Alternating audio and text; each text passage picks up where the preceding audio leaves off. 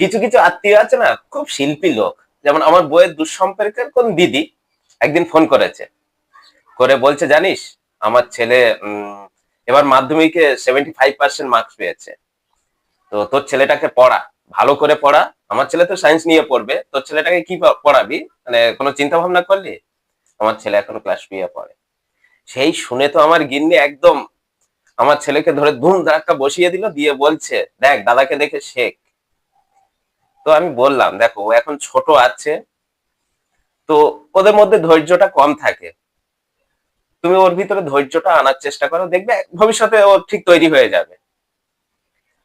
তো আমি বললাম ওর সাথে তুলনা করছো, ওর বয়স কত আর এর বয়স কত? আমার বউ বলছে কেন, ধৈর্যের সাথে আমার ছেলে পড়াশোনার সম্পর্ক কি?